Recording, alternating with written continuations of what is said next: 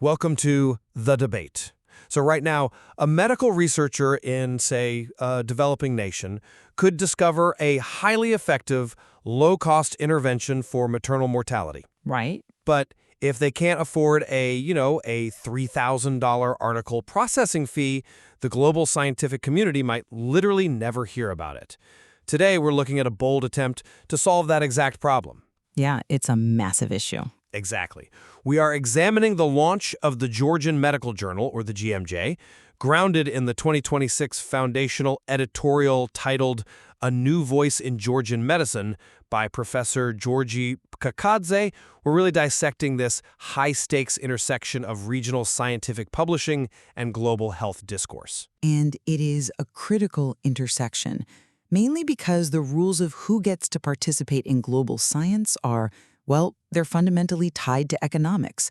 The central disagreement we're exploring today is whether the GMJ's foundational model represents a sustainable paradigm shift. They're pairing aggressive international alignment with this temporary, fee-waived open access period. So the question is that a real shift for amplifying regional medical research, or is it just an economically vulnerable initiative that will inevitably be constrained by the harsh realities of the academic publishing market? Right. So to lay out our positions clearly, I'll argue that this launch is a robust, necessary intervention. It successfully dismantles the financial and institutional barriers that are currently preventing regional scientists from entering the global discourse. And I will argue that while the journal's ambitions to amplify Georgian medicine are undeniably noble, its reliance on temporary economic subsidies, combined with a really rapid pursuit of elite international indexing, well, it exposes deep systemic fragilities inherent to publishing in developing countries. Okay, so let's start right at the foundation of Pakadze's editorial. When you read this text, what stands out immediately is that the GMJ is engineered, right from the ground up, to be a masterclass in strategic scientific inclusion. Oh, the ambition is definitely there. Right, and it's important to note the origin story here. This initiative emerged directly from the October 2025 European Union of Medical Specialists, the UEMS, their Autumn Council meeting in Tbilisi. That gives it this incredibly strong international DNA right from its inception. Yeah, that international backing is key. Exactly. But the true genius of the model, in my opinion, is in its approach to accessibility. The GMJ is adopting a Creative Commons CC BY 4.0 open access model. Which is standard for open access now. It is, and for those unfamiliar, that just means anyone in the world can read, share, and build upon the published research without hitting a paywall. But here's the crucial part. The editorial explicitly waives submission and publication fees for researchers and early career scientists. Waives them temporarily, though. Yes, but it is actively dismantling the article processing charge, or APC. By doing this, they're removing the financial penalty for writing science. Access actually functions today. We used to operate on a subscription model, right? Where university libraries paid a massive toll to read the journals. The classic paywall. Exactly. Over the last 2 decades, the open access movement successfully flipped that model. So now reading is free, but the author pays an APC to publish. Essentially, we just moved the toll booth from the reader to the writer. Right, which creates a different kind of barrier. A massive one. While that democratized the consumption of science, it severely penalized the production of science in the global South. And this is exactly why my perspective is that the GMJ's framework is economically precarious. The crucial detail in Pakadze's editorial is the explicit caveat that fees are only waived during the, quote, initial years of operation. Right, but they're offering a grace period to build momentum. I mean, you have to start somewhere. But building an ambitious, internationally oriented platform on a temporary economic subsidy is an incredibly dangerous gamble. The editorial itself actually cites Saligar Meyer's work on the profound systemic challenges of scientific publishing in developing countries. True, they do acknowledge the hurdles. Yeah. And it references Solomon and Bjork's research on the daunting economics of article processing charges. We know from the exact literature they cite just how brutal this publishing economy is. When you build your foundation on a temporary subsidy, you are basically setting a timer on your own accessibility. What happens when the timer runs out? I see why you're concerned about the initial years caveat, I really do. But let's talk about how this functions mechanically. You're looking at the subsidy as this delayed cliff. whereas I look at the waiver of fees as a necessary, calculated incubator period. An incubator period. Yeah, exactly. Look, if a researcher in Georgia wants to get international grant funding, they need a track record of high-quality, globally visible publications, but they can't afford to publish because they don't have the grant money yet. It's a vicious cycle. Right, the classic catch-22 of academia. Exactly. The GMJ is breaking that cycle. By subsidizing the entry fee now, they give that early career scientist a platform to publish peer-reviewed work that is indexed via Crossref with a formal digital object identifier, a DOI. Which is essential, yeah. It's crucial. That formal stamp makes their subsequent grant applications vastly more competitive. They're subsidizing the pipeline so it can eventually sustain itself. Okay, a listener looking at this might think, well, that sounds perfectly logical. Publish for free now, win a grant, pay the fee later.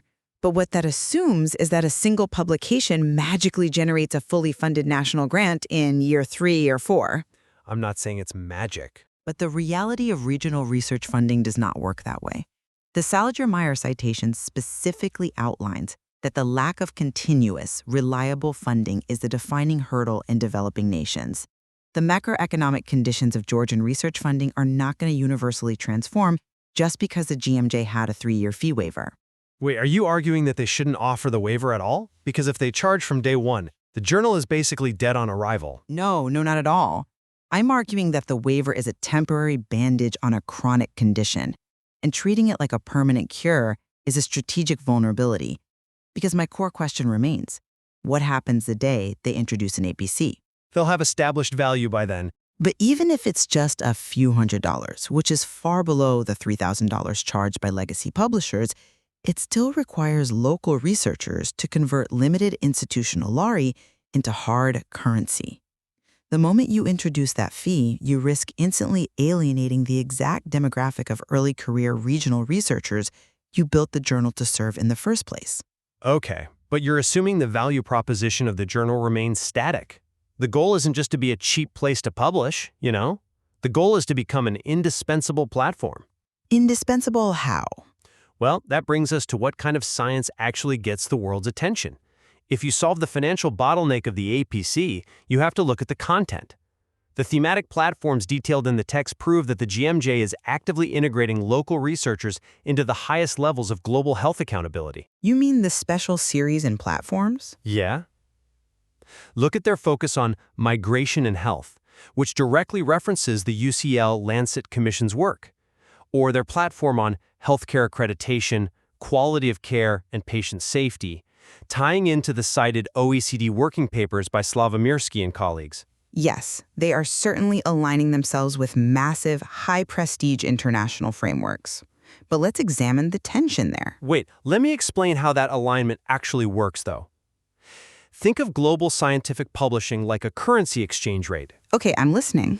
If a researcher gathers granular, messy, but vital clinical data from a rural hospital in the Kakheti region, that data is incredibly valuable locally. Sure. But to trade on the international market, to get cited and noticed, that data has to be converted into the quote-unquote reserve currency of global policy.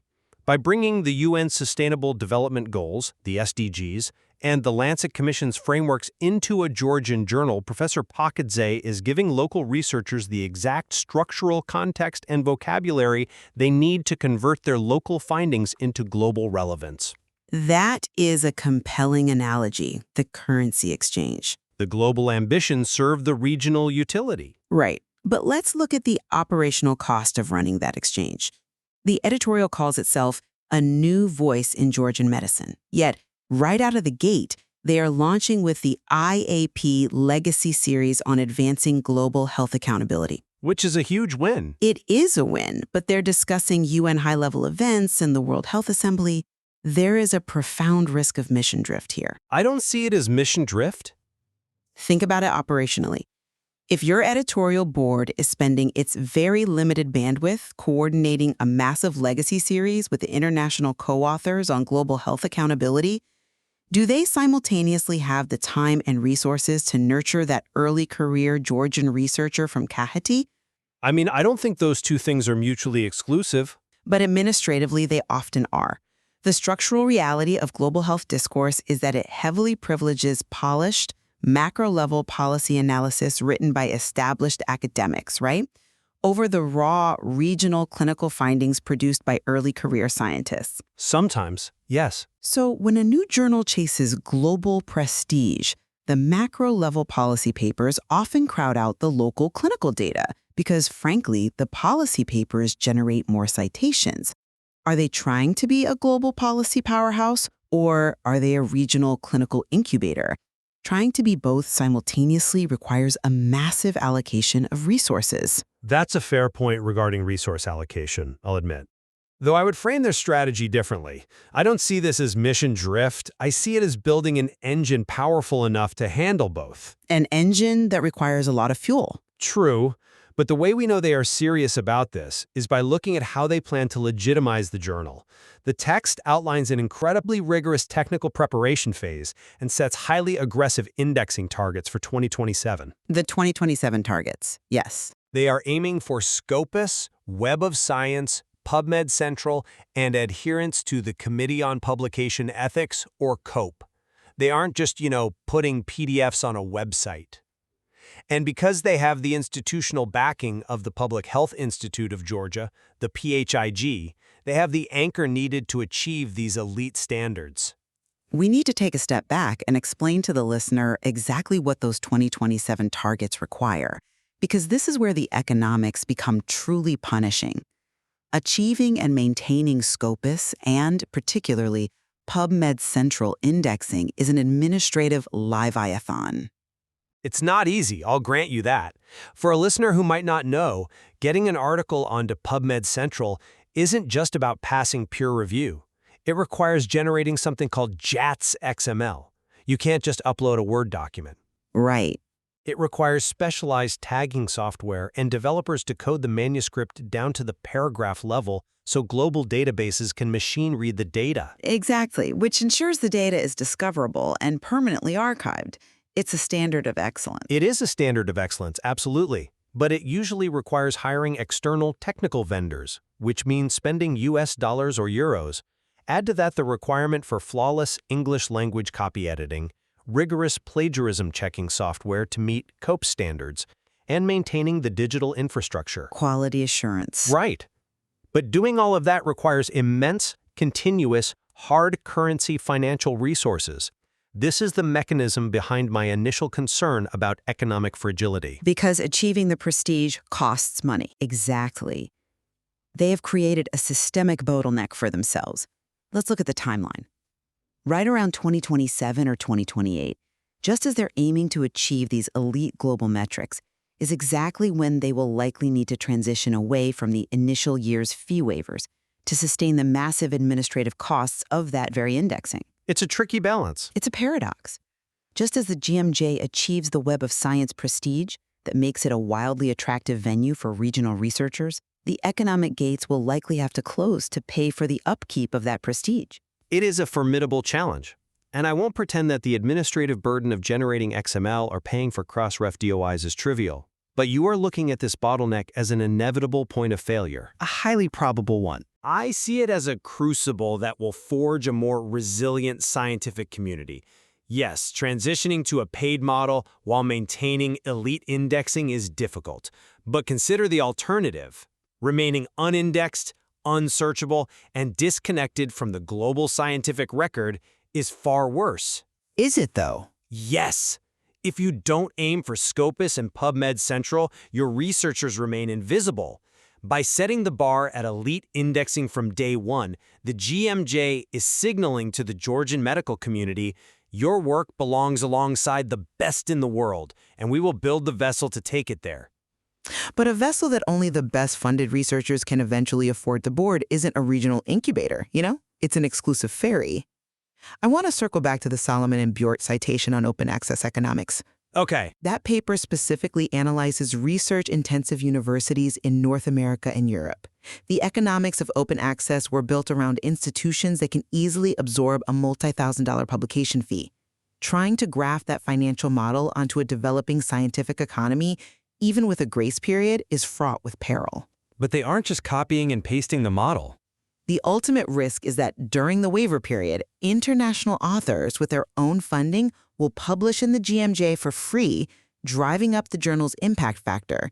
Then, once the fees kick in to pay for the indexing, the local authors are priced out of their own national journal. Okay, I hear what you're saying, but I think that's missing a huge component of what Pikakaze actually outlined in the editorial. It's not just a publishing platform, they are building educational infrastructure. The Academy? Yes, the text explicitly mentions the creation of the GMJ Academy and dedicated knowledge hubs. This shows a commitment to active capacity building, not just opportunistic publishing. But how does an academy solve the indexing costs? It reduces the editorial overhead over time.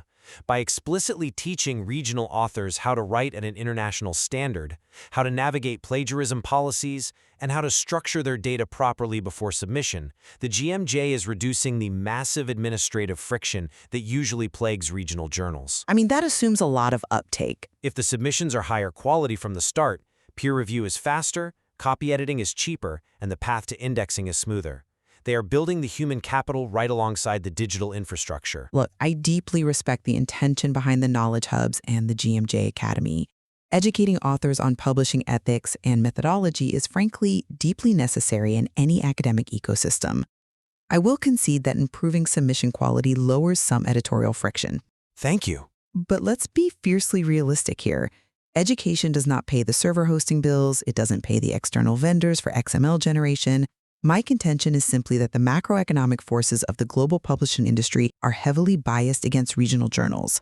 Navigating those forces will require a permanent funding mechanism that this editorial has not yet proven it possesses. Well, we've unpacked a tremendous amount of the mechanics behind academic publishing today, and I think it's time we summarize our perspectives. Go ahead. I maintain my position that the launch of the Georgian Medical Journal is a vital, evidence-based intervention.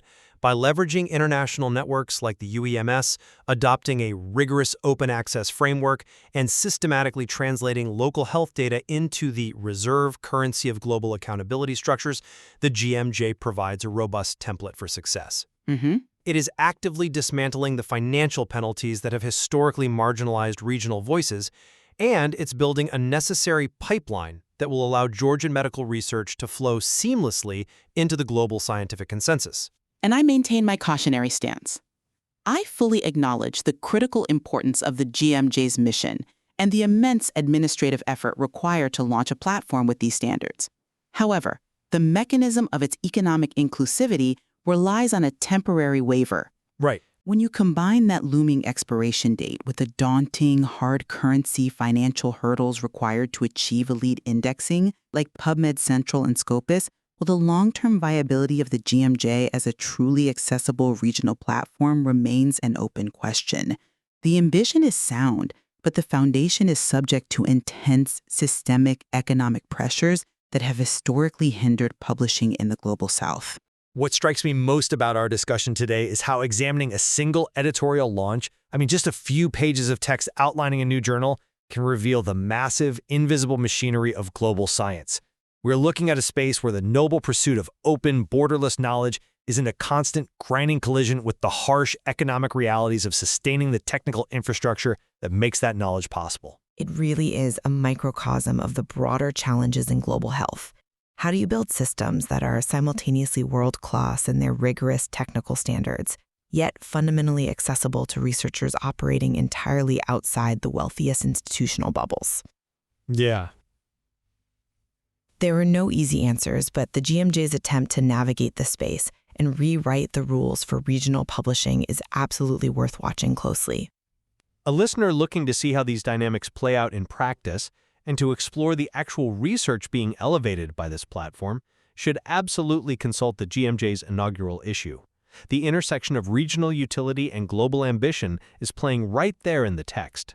Indeed. The editorial itself, along with the accompanying early articles on patient safety, artificial intelligence in medicine, and global health accountability, provide a fascinating real-time look at this initiative.